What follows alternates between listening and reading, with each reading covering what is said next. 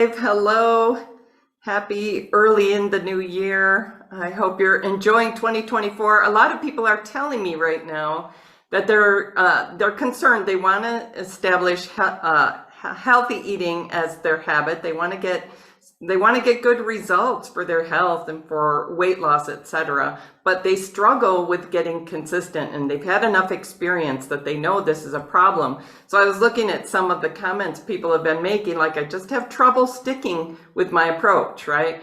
Or I get too hungry and then I lose sight of how to eat healthy, right? You get to the end of the day and it's like out of willpower. So staying the course, falling back into emotional eating, into bad habits. They just don't stay consistent. And I hear a lot of people talk about, I need better motivation. I need to be more motivated. I need a way to stay more consistent. I want to help you understand why motivation may not be the issue, right? You feel like, I do know, I know this is important. I care about this. I'm ready to do this, right? We can get that kind of energy at the new year, which can help. Now, what to do with that energy so we don't just hit a wall. So I want to share 5 keys today to being able to stick with your healthy eating habits. I've had all the same challenges of struggling to be consistent. I've worked with hundreds of people who struggle to get consistent with the behaviors that are really what they intend to do, that will make them healthier, happier, etc. Right? And so I know the difference between motivation and other ways of approaching this that might work better. So we try to dig into ourselves for energy. Like I need to feel like this is important. I need to understand this is important. I need to force myself, make myself do what's good to do. And I want to help you understand why that may be actually just making it harder, just introducing a lot of stress and friction into the system, right? So we're trying to get habit change that rolls along, that starts to get easy, that starts to build momentum. And so I would encourage you, instead of focusing on motivation, how do I get more motivation? How do I get more willpower, which runs out every day, sometimes definitely by evening. Like, I don't have any willpower now. I was going to eat healthy all day, but now it's dinner time. I'm starving. I'm exhausted. I'm frustrated. I don't have any willpower anymore. I'm going to grab whatever is most convenient. Willpower is not a great resource. It's not that we don't need it a little bit, but we can't rely on it. So what works better than pushing ourselves and yelling at ourselves and digging into ourselves for energy, and yelling at ourselves, right? I yelled at myself a lot. I always felt like it's part of why I was successful is that I was hard on myself. And little by little, I started realizing, your studies in psychology don't support this idea that yelling at yourself is a great solution. It's a habit, and it may actually be making things harder, like introducing friction into the whole system, scolding myself, punishing myself, right? So I want to help you understand the problem that you're trying to solve and what are the keys to solving it. So instead of digging inside yourself or trying to yell at yourself to have more energy, to stick with your goals, focus on momentum and focus on how to make it easy. How do I make this easy? That question really started helping me. Okay, I'd start yelling at myself. Okay, you're going to eat this way today, Ginny, like trying to pump myself up. You're going to eat this healthy way. By the way, it doesn't stay difficult. If you find a way to thoroughly enjoy healthy eating, it doesn't stay difficult. But the initial turn in a different direction can feel like, oh, what am I doing? I feel awkward. I don't like feeling awkward. I want to just eat what's going to be comforting right now. So there is this moment of it's going to take some energy to turn the ship, right? But we can focus on building momentum and asking myself every day as I was changing my eating and my drinking, asking myself every day, how can I make this a little easier today? Well, what have I been struggling with? Dinner. Dinner's been really hard. How can I make dinner easier today? Like, I'm a smart person. Everyone I work with is really smart people, successful people. We can find good answers if we ask good questions. How can I make this easy? Turned out to be a really good question. Okay, I can make it easy by having my dinner ready, or by knowing I'm going to go to such and such restaurant where I know I can get healthy food options, or whatever, right? I can find answers if I ask good questions. Here's a bad question that will just introduce friction and make me stressed and upset. Why can't you just do this? Why can't you? Why can't you? You know what your brain does in response to that question?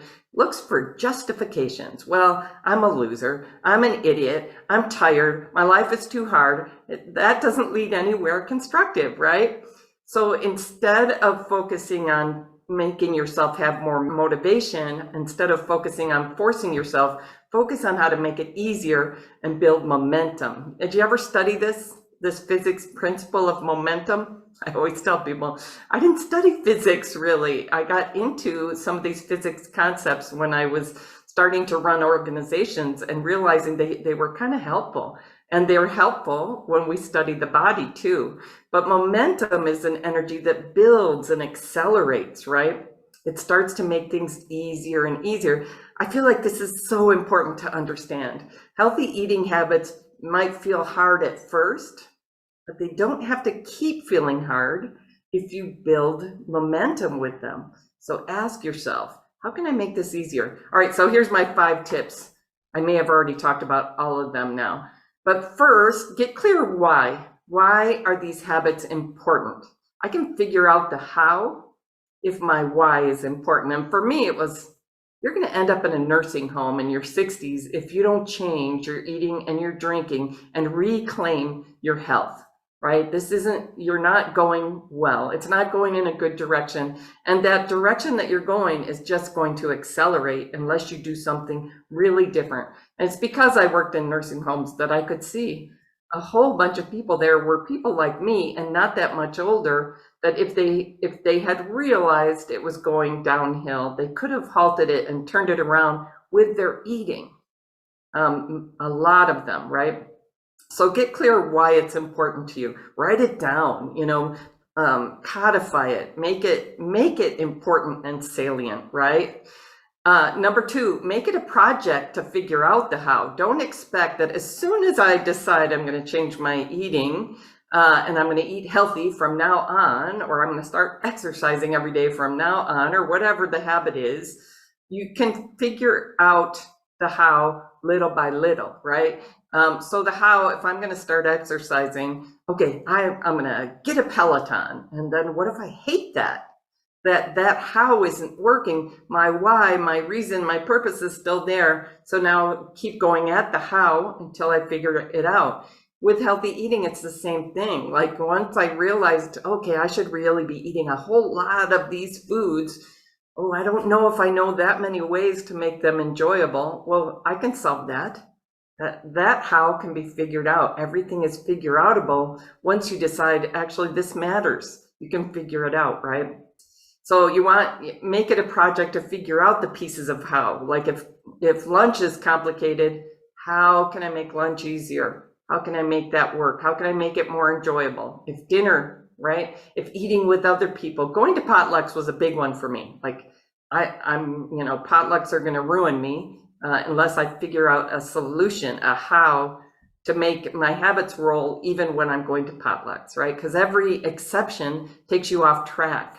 We have terrible cultural ideas about this, like you should make exceptions all the time. And part of what's happening there is momentum has direction, right? It starts to get easy when the direction is consistent. And if you're changing directions, I'm going to eat healthy tomorrow, but today I'm going to have a little bit of this, and then I'm going to eat healthy tomorrow. You're not going to ever get momentum if that's the way you approach things. And it's very culturally encouraged in our society. So make it a project to figure out the how, so it starts getting easier. Just intentionally seek ways to make your new habits easy. How can I make this easy? How can I make this 10% easier today? That will build momentum. Can you feel that? Here's another thing. We have this attitude of, I've got to make myself eat the healthy things and say no to the unhealthy things. Instead of that energy and that emotional state of stress and forcing yourself, which you're going to fight back against, I have to, I can't. Yes, I can. I'm an adult. I can eat whatever I want. I don't have to eat that. I don't have to say no to that, right? Instead of getting caught up in those kinds of fighting with yourself emotions or fighting with other people, intentionally attach positive emotion. This makes a really big difference to making habit change easy and making it stick, right? So intentionally attach positive emotion to the new habits and break the habit of trying to motivate yourself by yelling at yourself. One thing that happens in our primitive brain is the one that drives our habits. At first, when you're changing your habits, you're really pulling the more advanced part of your brain, the frontal lobes, into the mix, right? And that's why it feels really effortful. Oh, I'm really having to think about this right now, right? And your primitive brain's going to go, cut it out. Just do what I tell you to do. Just do what you've always done. Let's stick with the status quo. It seems like that's kept us alive. So you're going to feel a certain amount of fear and anxiety and discomfort. This doesn't feel comfortable. So you're going to have to intentionally attach positive emotion at first. So how can you do that? It might be looking at, wow, this is an abundance of really colorful, really apparently life-giving food. That feels good. I feel good making this choice. I feel grateful. It's like maybe take a slight pause before you eat just to feel gratitude that you have access to such nutritious food and that you're making the choice, that you're a wise enough person to get out of the status quo, which is just trying to drive you along automatically. You're wise enough to go, you know what? I'm making different choices on purpose. I feel good about it. That's a positive emotion. I used to do early on in my journey, I would do little things like I just felt a little bit upset. Like I need to change this. This is scary. And so I had that kind of energy at first. And I knew you need to get positive emotion rolling in order to be able to keep doing this. So one thing I did is I would do gratitude practice every night in bed. I'm grateful for this, I'm grateful for that, I'm grateful for the other thing. This is proven to help us have more success, more likely success with our habits. Another thing I would do is set a clock, a timer for 2 minutes and just do a little dance and sing and, you know, like make myself feel good on purpose by taking a little bit of action for myself. It felt awkward, it felt silly. I have to tell you, intentionally changing habits feels awkward. When you feel awkward, it's a good sign. Oh, there's awkward feelings. I'm actually changing something. Good job. I'm proud of you, right? And the primitive brain will stop freaking out. What are you doing changing habits? It's a terrible idea, right? So we really want to be a little bit soothing to our primitive brain, not yelling at it. When we yell at ourselves, our primitive brain says, we're in danger. Something dangerous is happening, right? And when we feel like we're in danger, the primitive brain narrows the field, what to focus on, and says, just survive right now. And then you're going to reach for whatever you were going to reach for in the past. It's going to feel very natural. It's going to feel a bit reassuring, and it's going to keep you with the status quo. So getting yourself through those moments of, what's happening? We're doing something different. It's okay. All we're doing is eating healthy. Nothing terrible is happening, right? Self-hugs can help. All right. So the fifth key is to get really clear about your direction. I talked about this a minute ago. Like, what are the healthy eating habits? Do you have them written down? Are you super clear what they are? Because if you're not very clear what direction you're going, I like the steamship analogy. Is it going to end up in the right place? Is it going to navigate all the challenges ahead? If it's not super clear where it's landing, like we're gonna leave from Suffolk or Southampton and head over to New York, and we don't really have the exact coordinates, but we kind of know the general direction. No, same thing with any kind of evidence-based practice, any kind of healthy habit change. Certainly with our eating, we need to be pretty clear. Well, what are the eating habits I'm establishing? How will I know when I'm following them? How will I know when I'm not following them, right? So if my intention is to follow healthy eating habits, how clear am I what they are? And I just have to acknowledge this is not easy to find out. find real, accurate answers in our society. This is part of what I teach people in the beginning of the Slender for Good program. But whatever approach you're going to follow, you want to be super clear about it, super specific, be able to check whether you're doing it or you're not doing it, right? That will really help you. If you're super vague, like vagueness is the enemy of results. So we really want to get out of vagueness and get really clear. What does it mean to be doing healthy eating? How will I know I'm doing it at breakfast, at lunch, at dinner, on weekends? How will I know I'm doing it, in all these various contexts? Because habits only get easy when they roll along pretty automatically. Your primitive brain will start supporting these habits. They will gain momentum. They'll get easy. But only if you're not constantly making exceptions and changing direction. So building momentum with really clear, healthy eating habits makes consistency happen. If you don't have really clear direction about where you're going, it's no wonder you're not staying consistent with it, right? Now, I just did an event. I would like to invite you to get the recording that I just created on how what works for healthy, sustainable weight loss is completely different from all the approaches out there that either harm your health or backfire as far as gaining the weight back, like a boomerang situation, or both of those. That's most of the approaches out there.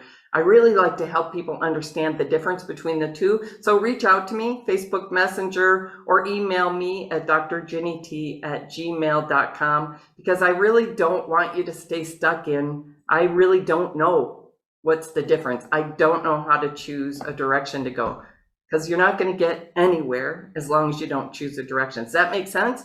And the converse is also true. You can get somewhere if you get really clear about your direction. It'll make it so much easier. That's my wish for you. Ease and joyful eating instead of stressful, I'm not sure what to do kind of eating. We don't need to live there anymore. Makes me mad. All right. Take care. Thanks for joining me.